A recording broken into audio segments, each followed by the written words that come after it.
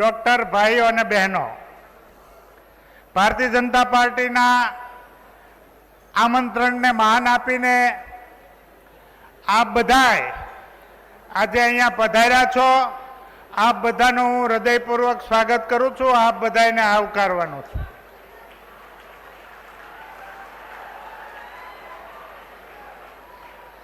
આપણને અહીંયા પાટીલ સાહેબ માર્ગદર્શન આપવાના છે, હર્ષભાઈ માર્ગદર્શન આપવાના છે, એટલે હું કાંઈ બીજી વાત કરવાનો નથી. પણ ભારતીય જનતા પાર્ટીના જે સૂત્રો છે એ સૂત્રો હું જરૂર બોલાવીશ. ફિર એક બાર, फिर एक बार, अब की बार, अब की बार. અને અમારું નવું સૂત્ર છે કે we are for CR, we are for, we are for. આપ સૌને ફરીવાર ઉમળકાભેર સ્વાગત કરી વિરમું છું. આપ સૌનો ખૂબ ખૂબ આભાર. ભારત માતા કે જય. વંદે માતરમ.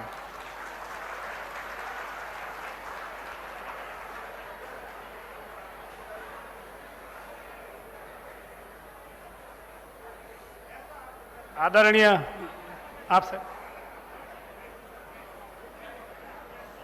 આદરણીય પાટીલ સાહેબ હવે પ્રવચન કરશે.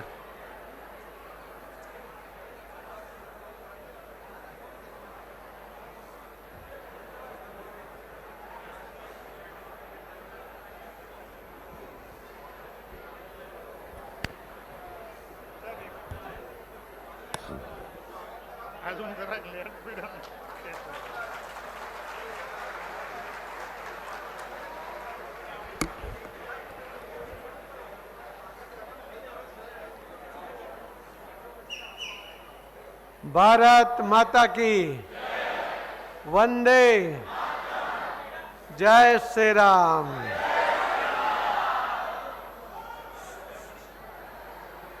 સુરત શહેરના સૌ આગેવાન ડૉક્ટર સાથેની આજની આ સંવાદના કાર્યક્રમમાં આપણી વચ્ચે ઉપસ્થિત એવા સૌ સિનિયર ડૉક્ટર્સ, સૌ યુવા ડૉક્ટર્સ, ભારતીય જનતા પાર્ટીના સુરત શહેરના અધ્યક્ષ શ્રી નિરંજનભાઈ જાજમેરા, રાજ્ય સરકારના રાજ્ય કક્ષાના ગૃહમંત્રી શ્રી હર્ષભાઈ સંઘવી, રાજ્ય સરકારમાં રાજ્ય કક્ષાના મંત્રી શ્રી મુકેશભાઈ પટેલ, શ્રી ધર્મેન્દ્રભાઈ ગજ્જર, સૌ સ્ટેન્ડિંગ કમિટીના ચેરમેન શ્રી, મેયરશ્રી, સૌ આગેવાનો, આપ સૌને વંદન, આપ સૌને નમસ્કાર.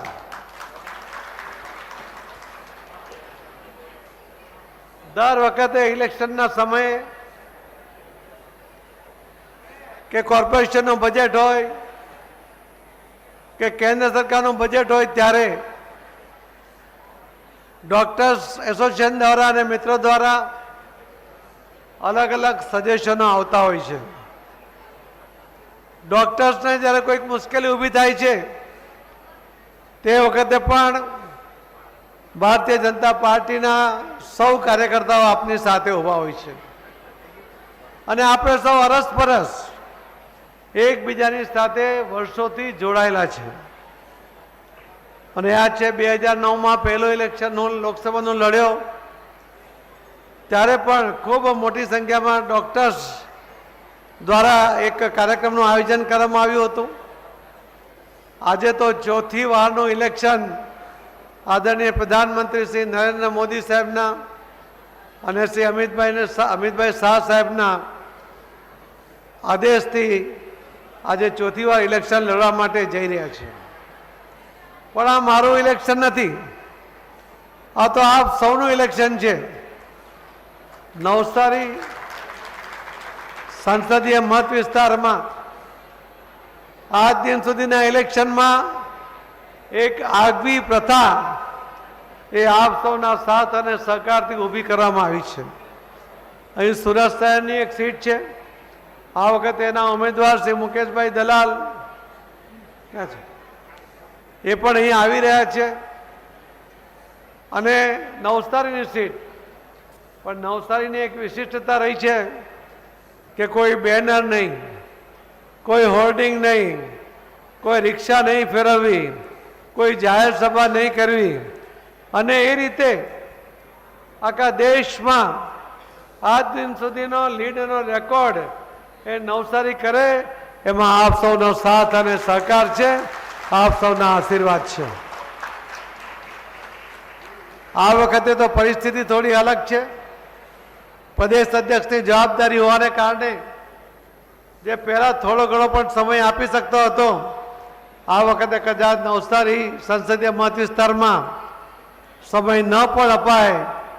પણ મને ખબર છે, મોદી સાહેબને પણ ખબર છે કે આપ સૌ આ જવાબદારી લઈને બેઠા છો. હું ઇલેક્શન નથી લડતો, આપ સૌ ઇલેક્શન લડી રહ્યા છો. ડોક્ટરોનો સાથ અને સહકાર મળે છે ત્યારે ઘણીવાર મોદી સાહેબે કેટલાય ક્રાંતિકારી નિર્ણયો પણ કર્યા છે. આયુષ્યમાન યોજનાને કારણે અનેક હોસ્પિટલોમાં આજે આપણે જોઈએ છીએ કે પેશન્ટોની ભરમાર થાય છે. 5 લાખ રૂપિયા સુધીની આયુષ્યમાન યોજના અને રાજ્ય સરકાર દ્વારા બીજા 5 લાખ રૂપિયા આપવાની જે મુખ્યમંત્રી શ્રી ભૂપેન્દ્રભાઈ પટેલ દ્વારા જાહેરાત કરવામાં આવી છે, એના કારણે જે લોકો સારવાર કરાવી શકતા નહોતા એ પણ હવે સારી સારવાર લઈ શકે છે. અને એના કારણે ડૉક્ટરો પણ સારી સુવિધાઓ અંતરિયાળ ગામ સુધી ઊભી કરીને લોકોને સગવડ પૂરી પાડી રહ્યા છે અને સારવાર આપી રહ્યા છે. મોદી સાહેબે આયુષ્યમાન યોજના જાહેર કરી ત્યારે એમણે જે વાત કરી હતી એ મને યાદ કરાવી છે. એમણે કહ્યું હતું કે અંતરિયાળ ગામમાં પણ પેશન્ટો ઘણા છે, પણ એનું બિલ પેડ કરવાની એમની તાકાત નથી. ઘણીવાર વડીલો એમને બીમારી લાગુ પડે તો ખૂબ દુઃખ વેઠે, ખૂબ તકલીફ સહન કરે, પરંતુ પોતાના દીકરાને જાણ નહીં થવા દે. વડીલોને એમ લાગે કે દીકરાને સારવાર કરાવવી પડશે, એને ખર્ચ થશે, એને ઘર કે જમીન વેચવું પડશે, એ દેવાદાર થઈ જશે, એટલે તકલીફ વેઠીને પણ કોઈને ખબર પડવા દેતા નહોતા. ખૂબ તકલીફ થાય ત્યારે ખેતરમાં જઈને રડી લે, પણ ઘરે આવે ત્યારે એમની આંખ કોરી ધાકોર હોય. મોદી સાહેબે કહ્યું કે આ વડીલોનો દીકરો હું નરેન્દ્ર મોદી પોતે છું. હવે પછી એમણે પોતાની બીમારી છુપાવવાની જરૂર નથી. એમની સારવાર થશે અને એના દીકરા પર કોઈ જવાબદારી ના આવે, એ કોઈ દેવું એના પર ના થાય, એ પ્રકારની વ્યવસ્થા આખા દુનિયામાં સૌથી મોટી મેડિકલની આયુષ્યમાન યોજના એ મોદી સાહેબે શરૂ કરી છે. એનો ખૂબ ફાયદો ડૉક્ટરને પણ મળ્યો છે અને ડૉક્ટર પણ અંતરિયાળ ગામ સુધી સારી સારી હોસ્પિટલ બનાવીને ત્યાં પણ એમણે કામ શરૂ કર્યું છે. લોકોને ઘર આંગણે, ઘરની પાસે હવે સારવાર મળતી થઈ છે. અત્યંત સુવિધાજનક આ સારવારને કારણે એમને મૃત્યુદર પણ ઘટતો જાય છે. આ ફક્ત આયુષ્યમાન યોજનાની વાત નથી કરતો, પણ મને યાદ છે એકવાર ડૉક્ટર મહેન્દ્ર ચૌહાણ એમણે મને એ મળવા આવ્યા. એમણે કહ્યું કે સરકારે એક નિર્ણય કર્યો છે. એમણે 800 જેટલી સીટો એ સરકારી હોસ્પિટલમાં વધારવાનો નિર્ણય કર્યો, પરંતુ અધિકારીઓએ એ નિર્ણયને 2017ને બદલે 2018થી લાગુ કરવા માટેનું નોટિફિકેશન બહાર પાડ્યું. મહેન્દ્રભાઈ ચૌહાણ તો ત્યારે ત્યાં જોડાયેલા હતા અને એટલે એમણે જ્યારે મારા ધ્યાન પર મૂક્યું, મેં આદરણીય પ્રધાનમંત્રી મોદી સાહેબને ધ્યાને મૂક્યું કે સાહેબ તમે નિર્ણય કર્યો છે, પણ 1 વર્ષ પછી લાગુ થશે. જો આ વર્ષે લાગુ થાય તો લગભગ 800 જેટલા નવા ડૉક્ટરોને એડમિશન બની જાય અને યુવાનો ડૉક્ટર બનવાનું સપનું પૂરું કરી શકે. મને ત્યારે પણ યાદ છે કે ડૉક્ટરોને ત્યાં પ્રવેશ માટે ખૂબ મોટી ડોનેશન આપવું પડતું હતું. એ ખૂબ મોટા ડોનેશન હોવાનો આંકડો બોલવા માંગતો નથી. આપ સૌ એનાથી વિદિત છો, કેટલા તો એનાથી કદાચ અસર બી પામ્યા હશો, એવી એ પરિસ્થિતિ હતી. પણ મોદી સાહેબે મેં જ્યારે વાત કરી ત્યારે જેપી નડ્ડાજી એમના આરોગ્ય મંત્રી હતા, મને એમણે કહ્યું કે તું અમને મળી લે અને એમને વાત કર. મેં કહ્યું નડ્ડા સાહેબને કે સાહેબ આ પ્રકારની સ્થિતિ છે, એટલે અધિકારીએ બીજો રસ્તો કર્યો. એમણે કહ્યું કે આ તો સુપ્રીમ કોર્ટમાં પરમિશન લેવી પડશે તો સીટ વધારી શકાય. મેં ફરી મહેન્દ્રભાઈને ફોન કર્યો કે મહેન્દ્રભાઈ આ તો આ વર્ષે શક્ય નથી, કેમ કે સુપ્રીમ કોર્ટમાંથી પરમિશન લેવું પડશે. અને ત્યારે મને મહેન્દ્રભાઈ કહ્યું કે આ ફક્ત સુપ્રીમ કોર્ટને જાણ કરવાની છે, એમાં કોઈ પરમિશન લેવાની નથી. અને મેં ફરી નડ્ડા સાહેબનો સંપર્ક કર્યો અને નડ્ડા સાહેબે સૂચનાઓ આપવાથી તે જ વખતે વારાણસી ઇલેક્શન ચાલતું હતું. નડ્ડાજી વારાણસી હતા, એમણે વારાણસીમાં પ્રેસ કોન્ફરન્સ બોલાવી અને ત્યાંથી આ જાહેરાત કરી. એક સેમેસ્ટરના 6 મહિનાના ફક્ત 13,000 રૂપિયા ફી સાથે આ ડૉક્ટર ભણી શકે અને 800 જેટલી સીટો વધી શકે, આવો ક્રાંતિકારી નિર્ણય જો કોઈ કરી શકે તે આદરણીય પ્રધાનમંત્રી નરેન્દ્ર મોદી સાહેબ કરે. એમણે આ નિર્ણય કર્યો. જ્યારે તે જ વખતે એરપોર્ટના એક કાર્યક્રમમાં મોદી સાહેબ આવ્યા હતા ત્યારે કેટલાક ડૉક્ટરો, મહેન્દ્રભાઈની સાથે કેટલાક ડૉક્ટરો મોદી સાહેબનો આભાર માનવા માટે મળ્યા હતા. ત્યારે એમણે એક વાત કરી હતી કે હું દરેક જિલ્લામાં મેડિકલ કોલેજ ખોલવા માંગુ છું.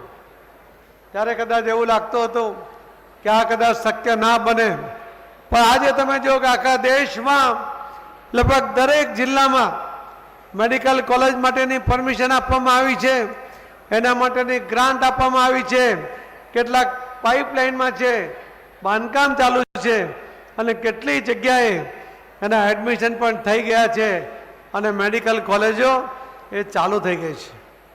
એક સમય એવો હતો કે ડૉક્ટર બનવું એટલે ખૂબ લોઢાના ચણા ચાવવા જેવું કામ હતું, સાથે સાથે મોટો ખર્ચો પણ હતો. પરંતુ મોદી સાહેબે સ્થિતિને બદલીને એમણે ખૂબ સરળતા એ ડૉક્ટરો માટે કરી આપી છે. એના માટે પણ આપણે આદરણીય પ્રધાનમંત્રી મોદી સાહેબનો આભાર માનીએ છીએ. આવા ક્રાંતિકારી નિર્ણયો દ્વારા મોદી સાહેબે સમાજને તો સરળતા કરી આપી, પણ જે ડૉક્ટરો સેવા કરવા માંગતા હતા એમના માટે પણ ખૂબ સારી વ્યવસ્થા એમણે કરી છે. આપણી વચ્ચે અમારા સાથી સાંસદ અને કેન્દ્ર સરકારના મંત્રી શ્રીમતી દર્શનાબેન પણ આવી ગયા છે. આપણે એમને પણ વધાવીએ.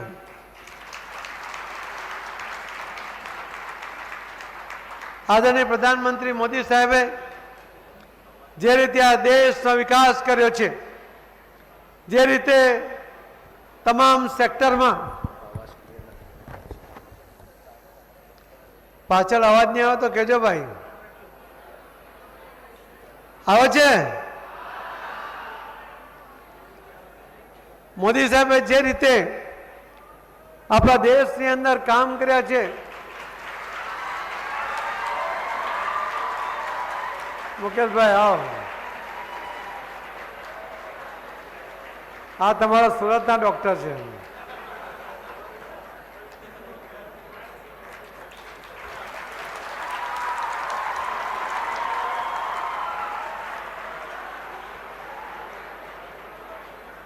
કોઈ એક પ્રધાનમંત્રી 10 વર્ષની અંદર કયા કામ કરી શકે એ જો કલ્પના કરીએ તો પણ આપણે માંગી ન શકીએ એ પ્રકારના કામ આદરણીય પ્રધાનમંત્રી નરેન્દ્રભાઈ મોદી સાહેબે કર્યા છે. ફક્ત ઇન્ફ્રાસ્ટ્રક્ચર નહીં, તમામ સેક્ટરની અંદર તમામ લોકો માટે આપણે અનેક યોજનાઓ બનાવીને લોકોને સાથે રહીને એનો 100% લાભ મળે એના માટેનું ફોલોઅપ પણ મોદી સાહેબે કર્યું છે. હું તો કહેતો હોઉં છું કે મોદી સાહેબે બીજા ટર્મમાં રાજકારણ કરવાને બદલે એમણે ફક્ત ઇતિહાસ લખવાનું કામ કર્યું છે. જે સૌથી દુઃખદ પ્રવાસ એ આપણા માટે ટ્રેનનો હતો. ટ્રેનમાં ગંદકી હોય, ટ્રેન ક્યારે આવે નક્કી નહીં, ક્યારે ઉપડે નક્કી નહીં, તમારું કન્ફર્મેશન રિઝર્વેશન થાય નહીં, અને એના કારણે સૌથી દુઃખદ પ્રવાસ આજે મોદી સાહેબે વંદે ભારત જેવી ટ્રેનો ચાલુ કરીને 160 કિલોમીટર દોડતી આ ટ્રેન અને એના કારણે એની સ્વચ્છતા, એની સુવિધા, એક સુખદ પ્રવાસ કે જેની આપણે કલ્પના નહોતી કરી એ વ્યવસ્થા મોદી સાહેબે કરી છે. પણ સાથે સાથે એમાં એક વિશિષ્ટતા પણ છે કે આ જે ટ્રેન છે એના કોઈ પણ વિદેશમાંથી એનો કોઈ પ્રકારની મદદ લેવામાં આવી નથી. સંપૂર્ણપણે ટેકનોલોજી એ આપણા દેશના સાયન્ટિસ્ટોએ બનાવી છે, આપણા દેશના એન્જિનિયરે બનાવી છે. એક કોચ પહેલા લાવવો હતો તો વિદેશમાંથી મંગાવવા પડતા હતા. આજે આખી ટ્રેન સંપૂર્ણપણે આપણા દેશમાં બને છે અને એક ટ્રેન એક અઠવાડિયામાં એક ટ્રેન તૈયાર થઈ જાય છે.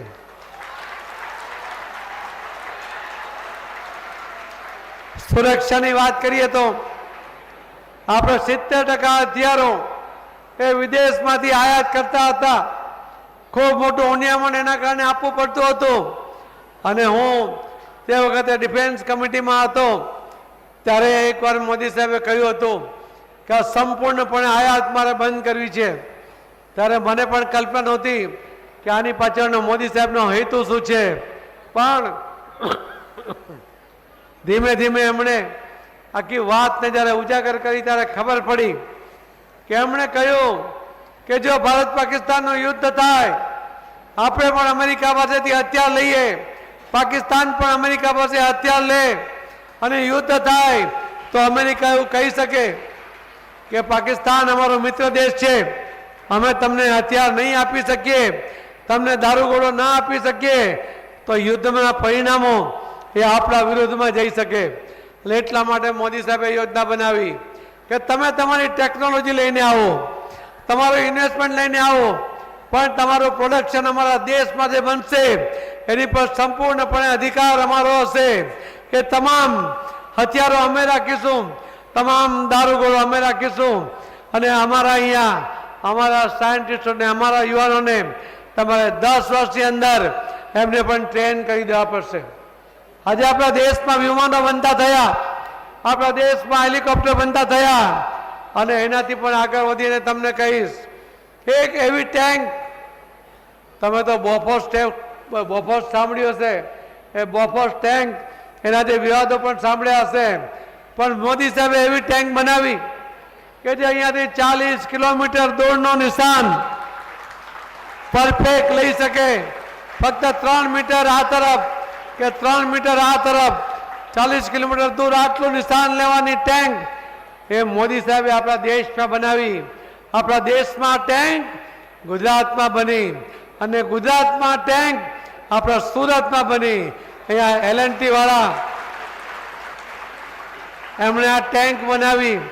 એની પહેલી ટેન્ક આદરણીય મોદી સાહેબે એને દેશને સમર્પિત કરી. એની 41મી ટેન્ક એને દેશને સમર્પિત કરવાનો મોકો મને મળ્યો હતો. આ ટેન્કને સ્પર્શ કરીએ આપણા રૂવાડા ઊભા થઈ જાય એ પ્રકારનો ભાવ આપણા મનમાં આવે કે આપણા દેશમાં, કે આપણા દેશના રક્ષક આજે ટેન્ક બને છે એ આપણા સુરતમાં બને છે, એનું ગર્વ થાય એ પ્રકારની વ્યવસ્થા મોદી સાહેબે કરી છે.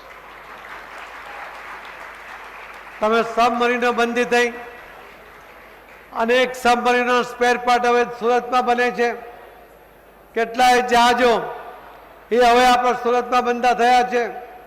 એટલે દરેક ક્ષેત્રમાં મોદી સાહેબે સ્વાવલંબી બનાવવા માટેનો જે સફળ પ્રયત્ન કર્યો છે એની આપણે કલ્પના ના કરી શકીએ. પણ યાદ છે ત્યારે આદરણીય પ્રધાનમંત્રી મોદી સાહેબ મુખ્યમંત્રી હતા, એ સુરત આવતા ત્યારે પતરાની એક કેબિન હતી. એરપોર્ટ પર જ્યારે કદાચ થોડી વાર હોય તો એ કેબિનમાં બેસે તો પંખો નહીં ચલાવી શકાય, કેમ કે વધુ ઉકળાટ થાય, વધુ ગરમી લાગે. આજે તમને ઇન્ટરનેશનલ કક્ષાનું આ એરપોર્ટ એ મોદી સાહેબને કારણે મળ્યું. 350 કરોડ રૂપિયા કેન્દ્ર સરકારમાં મંજૂર થયા. હું અને દર્શનાબેન એના માટે મહાપાત્ર સાહેબને મળ્યા હતા અને મોદી સાહેબને મળ્યા. 350 કરોડ રૂપિયા સુરતને આપવાને કારણે આપણો જે રનવે હતો એને સ્ટેન્ડન કરવામાં આવ્યો, એને થોડો લંબાવવામાં આવ્યો, એના માટે ટેક્સીવે બનાવવામાં આવ્યો અને જે બિલ્ડિંગ હતી એને પણ બંને બાજુ વધારવામાં આવી. આજે આ સુવિધા મળવાને કારણે આજ એરપોર્ટને આદરણીય પ્રધાનમંત્રી મોદી સાહેબે ઇન્ટરનેશનલ એરપોર્ટ તરીકે જાહેર કર્યું છે. પેલા એક પ્લેન આવતું હતું 72 સીટનું, એ 72 સીટના પ્લેનની કિંમત ભાડું ત્યારે 18,000 20,000 થતું હતું. અમે એના માટે રજૂઆત કરી. એર ઇન્ડિયાના ચેરમેન એમ કહ્યું કે અમે એક ફ્લાઇટમાં 22 કરોડની લોસ કરીએ છીએ, અમે સુરતને બીજી ફ્લાઇટ નહીં આપીએ. અમે તે વખતે એમને કહ્યું કે તમે અમને એક મોટું ફ્લાઇટ આપો, અમારા ટાઈમ પર આપો, જો તમને નુકસાન થાય તમને બ્રેક ઇવન ગણીને આપો, અમે એના પૈસા ભરી દેવા તૈયાર છીએ. સુરતના પાંડેસરા ઇન્ડસ્ટ્રીયલ એસોસિએશનના કમલભાઈ, સચિનમાં પપ્પુભાઈ અને વિશાલ, અને વડોદરાના વિપુલ દેસાઈ, એમણે 3 કરોડ રૂપિયા બેંક ગેરંટી આપી અને પહેલું ફ્લાઇટ ચાલુ થયું. એનું ભાડું 15,000 ને બદલે 4,500 કરવામાં આવ્યું. 118 સીટ જવાની, 118 સીટ આવવાની, એક રિઝનેબલ ભાવે તમે દિલ્હી પહોંચી શકો અને સવારે જઈને સાંજે પાછા આવો તો તમારે ત્યાં રોકાવું નહીં પડે, હોટલના પૈસા બચે. એ પ્રકારની વ્યવસ્થા એ પહેલી થઈ. ત્યાર પછી એક દિવસ મેં પ્રધાનમંત્રી મોદી સાહેબને કહ્યું કે સાહેબ આજે એવિએશનના ઇતિહાસમાં સુરત અને આજે સુવર્ણ અક્ષરે લેખ લખાવવાનો છે. એમણે કહ્યું એવી રીતે શું થયું? મેં કહ્યું સાહેબ સુરતથી એક સાથે 7 ફ્લાઇટ અલગ અલગ શહેરોમાં આજે રવાના થવાના છે. ઇન્ડિગોએ પહેલું જ્યારે અહીંયાથી સ્ટાર્ટ કર્યું ત્યારે સુરતથી એમણે પહેલા દિવસે 7 શહેરો સાથે એમણે સુરતને જોડી દીધું. આ ઇતિહાસ એ ફક્ત સુરત પાસે છે. એક દિવસમાં 7 ફ્લાઇટ ચાલુ થાય, 100% બુકિંગ હોય, એ તો સુરતીઓ જ કરી શકે. એના માટે હું આપ સૌને અભિનંદન પણ આપું છું.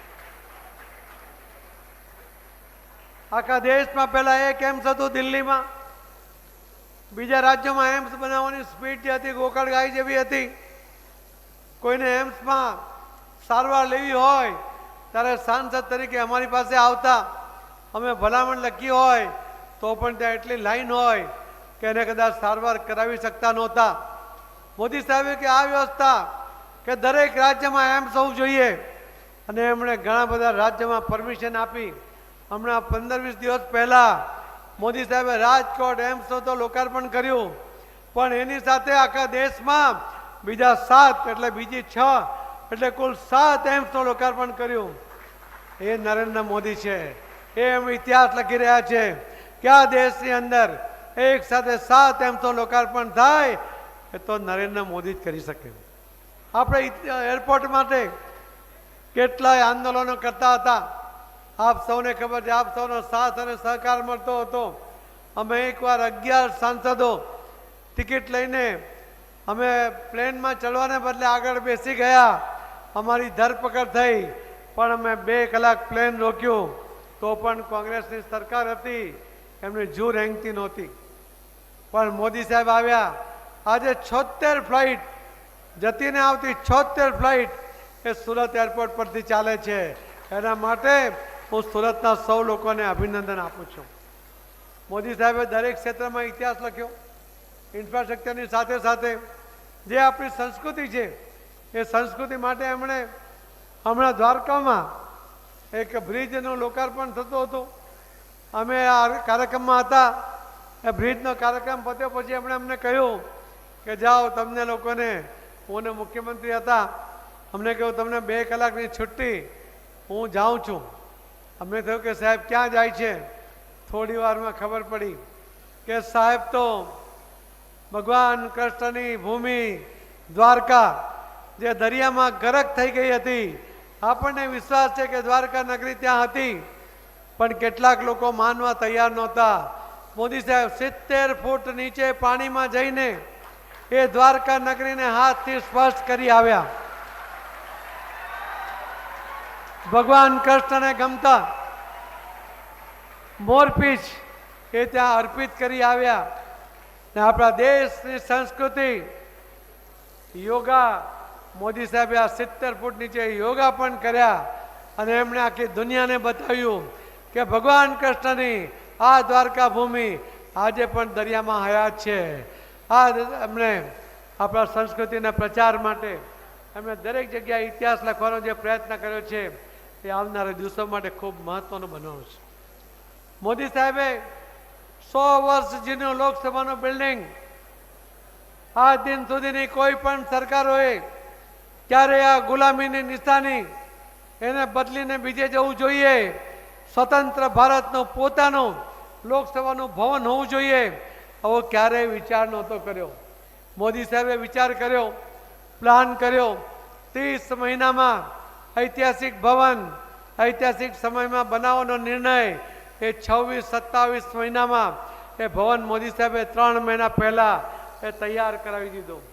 એ ઐતિહાસિક ભવનની અંદર મોદી સાહેબે ઐતિહાસિક નિર્ણય કર્યો.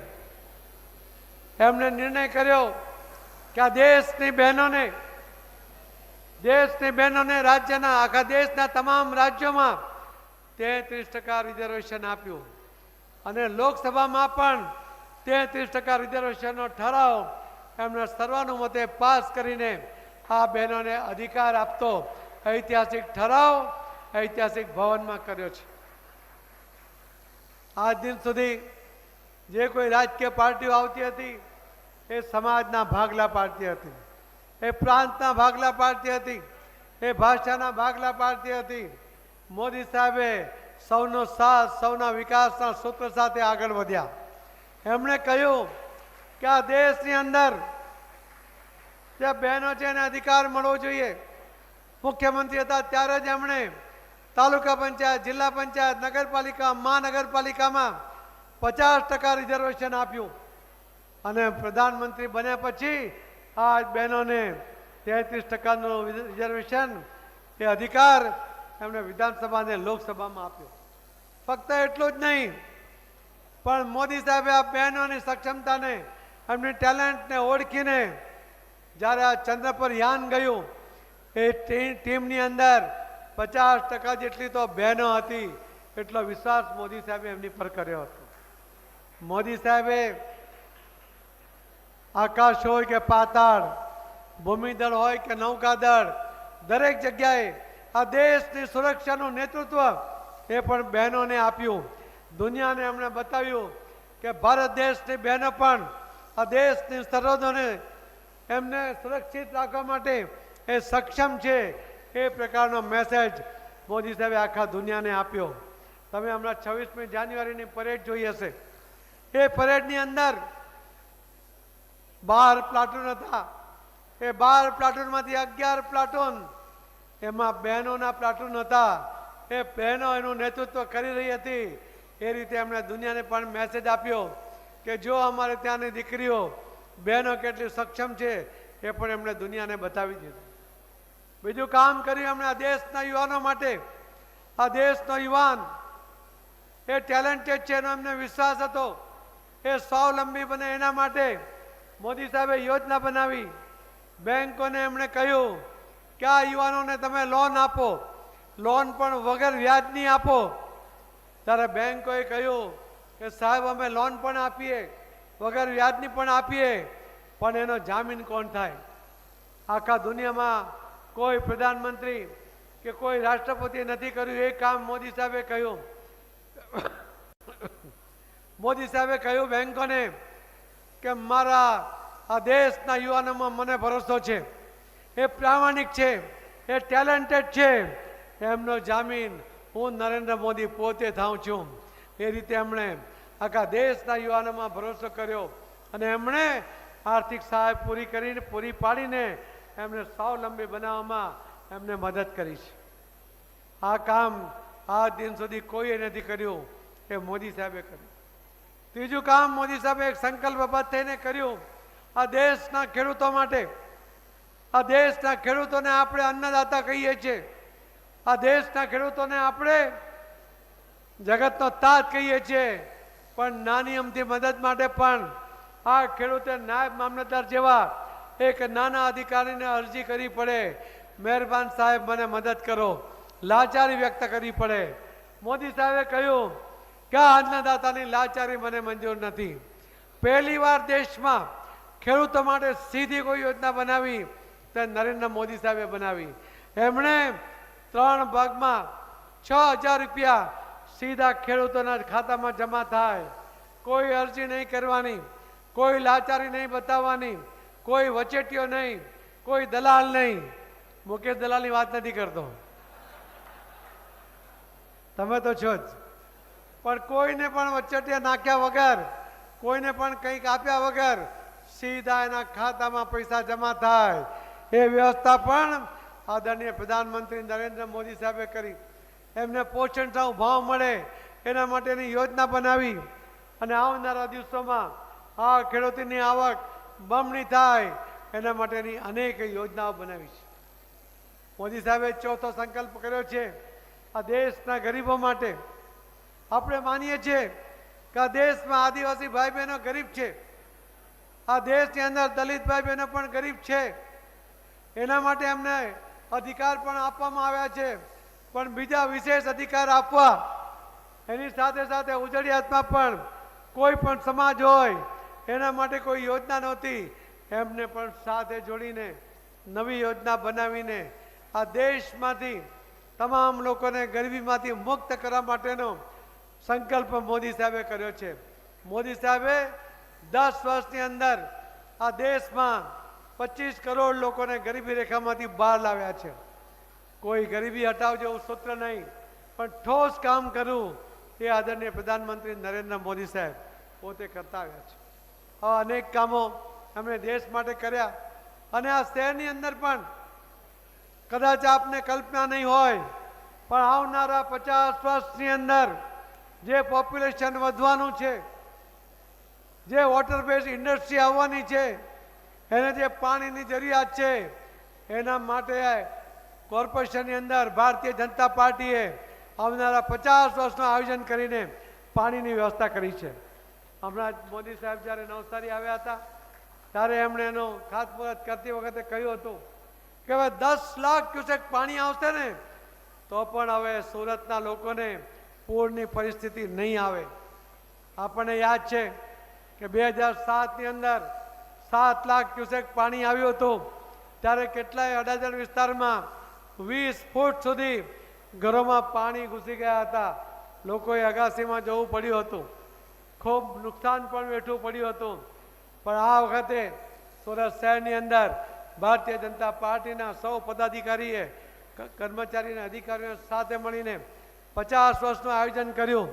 આજ દિન સુધી દુનિયાના કોઈ પણ શહેરે 50 વર્ષનું પાણીનું આયોજન નથી કર્યું, ભારતીય જનતા પાર્ટીએ સુરતમાં કર્યું છે. મિત્રો, કેટલાક લોકો પાણી મફત, વીજળી મફતના દાવા કરતા હોય છે. સુરત શહેરમાં મહાનગરપાલિકા દ્વારા તમને રોજ ₹1.10ની અંદર પૂરતું પાણી આપવામાં આવે છે. આ દેશની અંદર સૌથી શુદ્ધ પાણી જો કોઈ આપતું હોય તો એ સુરત મહાનગરપાલિકા આપે છે. 25 વર્ષથી 27 વર્ષથી ભારતીય જનતા પાર્ટીનું શાસન છે, એના પરિણામે આ કામ થઈ શક્યા છે. હું તો ઘણીવાર કહું છું, એક નાનો બંગલો હોય, પતિ પત્ની રહેતા હોય, એના એક નોકર હોય, એની એક ગાડી હોય, એકાદ પપ્પી હોય. કેમ તમે પપ્પુ નથી બોલ્યો ભાઈ? આ બધા માટે જે પાણી વપરાય છે ને એનો ચાર્જ ફક્ત ₹1.10 રોજના થાય. આ પ્રકારે સૌથી સસ્તું પાણી, સૌથી શુદ્ધ પાણી એ ભારતીય જનતા પાર્ટીના શાસનમાં એ સુરતમાં મળી રહ્યું છે. આપ સૌને જાણીને આનંદ થશે કે મહાનગરપાલિકાનું બિલ્ડિંગ એ બહુ જૂનું બિલ્ડિંગ થઈ ગયું હતું. પાર્કિંગની વ્યવસ્થા નથી, ત્યાં જવું એટલે ત્રાસદાયક વાત હતી. આદરણીય પ્રધાનમંત્રી મોદી સાહેબની ઈચ્છા હતી કે સુરત મહાનગરપાલિકાનું બિલ્ડિંગ 55 માળનું બનવું જોઈએ. એરપોર્ટ ઓથોરિટીએ મંજૂરી નહીં આપી એટલે 29 માળના 2 બિલ્ડિંગ, એ જ્યાં જેલ હતી, સબજેલ સંગ્રામપુરા, ઉધના દરવાજા, ત્યાં 2 બિલ્ડિંગ બની રહ્યા છે. 30 મહિનાની અંદર 29 માળનું કોર્પોરેશનનું બિલ્ડિંગ બનશે. આખા દુનિયામાં કોઈ પણ મહાનગર કે કોર્પોરેશનનું બિલ્ડિંગ 29 માળનું નથી, એ સુરતમાં બની રહ્યું છે. મિત્રો, એની બાજુમાં બીજું 29 માળનું જે બિલ્ડિંગ બને છે એની અંદર ગુજરાત રાજ્ય સરકારની તમામ ઓફિસો એક જ જગ્યાએ આવી જશે. લગભગ 5000 જેટલા વાહનો પાર્ક થઈ શકે એટલી મોટી પાર્કિંગની ત્યાં વ્યવસ્થા છે. તમારે કોર્પોરેશનનું કામ હોય કે રાજ્ય સરકારને કોઈ ઓફિસનું કામ હોય, તમે એક જ જગ્યાએ ગાડી પાર્ક કરીને એ તમે કરી શકો એ પ્રકારની આ વ્યવસ્થા છે. અર્થક્વેકથી પ્રૂફ આ બિલ્ડિંગ એનું જે કામ ચાલે છે, અમે જો તમે જોવા જાઓ તો તમને એની વિશાળતા ખબર પડશે. અત્યંત સુવિધાજનક આ બિલ્ડિંગ આદરણીય પ્રધાનમંત્રી મોદી સાહેબના સૂચનને કારણે, એમની ઈચ્છાને કારણે સુરત મહાનગર બનાવી રહ્યો છે. આવી તો અનેક યોજનાઓ. આપણી પાસે ફરવા જવા માટે એક જ સ્થળ હતું ડુમ્મસ. ટ્રાફિક જામ થતો હતો, ડુમ્મસમાં ગંદકી હતી. હમણાં એના 2 પ્રોજેક્ટ ચાલુ થયા છે, પહેલો ફેઝનો અને બીજા ફેઝનો. 1 વર્ષની અંદર સુરતના લોકોને ફરવા માટે એ ખૂબ સારું સ્થળ એ અહીંયા ડેવલપ થઈ રહ્યું છે.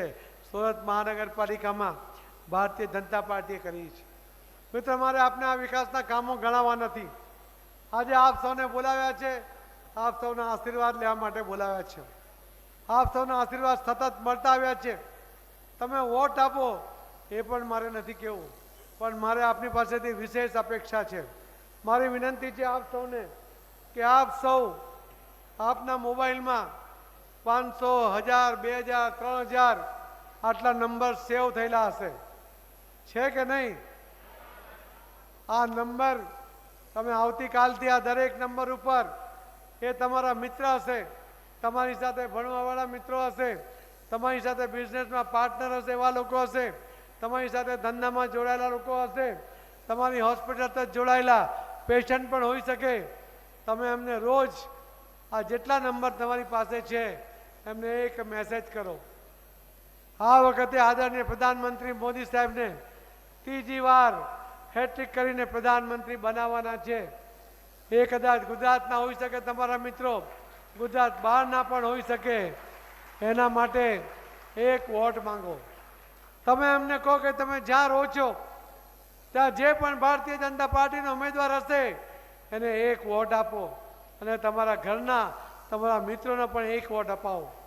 તમારા મિત્ર કદાચ તમને કહી શકે કે ભારતીય જનતા પાર્ટીનો જે ઉમેદવાર મારા વિસ્તારનો છે મને એ પસંદ નથી, મારો અનુભવ એના માટે સારો નથી, ત્યારે તમે એને ખાતરી આપજો કે તમારે મત આપવાનો છે, મોદી સાહેબને જોઈને મત આપવાનો છે. ઉમેદવારને ભૂલી જાઓ. જો ઉમેદવાર તમને અનુકૂળ ન થાય તો તમે મને અહીંયા કહેજો, હું મોદી સાહેબને કહીશ કે આ વિસ્તારનો આ લોકસભાનો ઉમેદવાર જે ચૂંટાયો છે એ વિસ્તારમાં કામ નથી કરતો, એના કામ કરવા માટેની જવાબદારી તમે બધા લેજો, મારા વતી લેજો. હું તમારા વતી સાહેબને રજૂઆત કરીશ. પણ તમે મત આપી દો, તમારા મતદાનનો અધિકાર કરી લો, એ પૂરતું નથી. તમારે તમારા સ્ટાફમાં, તમારા મિત્રો સાથે આ દરેકનું મતદાન થાય. તમે જે સોસાયટીમાં રહેતા હશો એ સોસાયટીમાં પણ 100% મતદાન થાય એનો પ્રયત્ન કરવો પડશે. તમે જ્યારે 2-3 હજાર નંબર તમારી પાસે હશે એમાંથી 15થી 20,000 મત તમે આખા દેશમાં અપાવી શકો એવા એક ડૉક્ટરની એ તાકાત છે મિત્રો. ને એટલા માટે મારી આપ સૌને વિનંતી છે કે આ દેશના ઉજ્જવળ ભવિષ્ય માટે, આ દેશે જે વિકાસની રફતાર પકડી છે એને ઝડપમાં ચાલુ રાખવા માટે હજુ પણ કેટલાક નિર્ણયો કરવાની જરૂર છે. એવા મજબૂત નિર્ણય કરી શકાય એના માટે મોદી સાહેબને જીતાડવા પડે, 400થી વધુ સીટથી જીતાડવા પડે તો જે મજબૂત નિર્ણય લઈ શકે. એ આપણા માટે છે. મોદી સાહેબની આ જીત આપણા માટે છે, આપણી આવનારી પેઢી માટે છે. અને એટલા માટે આપ સૌની હું મદદ માંગુ છું. મને વિશ્વાસ છે મિત્રો કે આપ સૌના સાથ અને સહકાર સાથે 400થી વધુનો જે મોદી સાહેબે સંકલ્પ કર્યો છે એ 100% પૂરો થશે, એ મને વિશ્વાસ છે. અને એટલા માટે હું આપ સૌને વિનંતી કરું છું કે જે હમણાં નિરંજનભાઈ આપ સૌને કહી ગયા, ફિર એક બાર, એક સાથે ફિર એક બાર, અબ કી બાર. અને આ 400 પાર કરવામાં સુરતના ડોક્ટરોનો ખૂબ સાથ સહકાર મળશે એવો મને વિશ્વાસ છે. આપ સૌ અહીં આવ્યા છો. આપ સૌના ખૂબ ખૂબ આભાર સાથે મારી વાતને વિરામ આપું છું. ધન્યવાદ. ભાઈ શ્રી મુકેશભાઈને પણ વિનંતી કરીશ કે કંઈક આવીને પોતાની વાત મૂકે. નહીં મૂકો છે. ધન્યવાદ. આના પછી આપણે ભોજન લઈને છૂટા પડીશું. ઉપર ચોથા માળે અને ટેરેસ પર પણ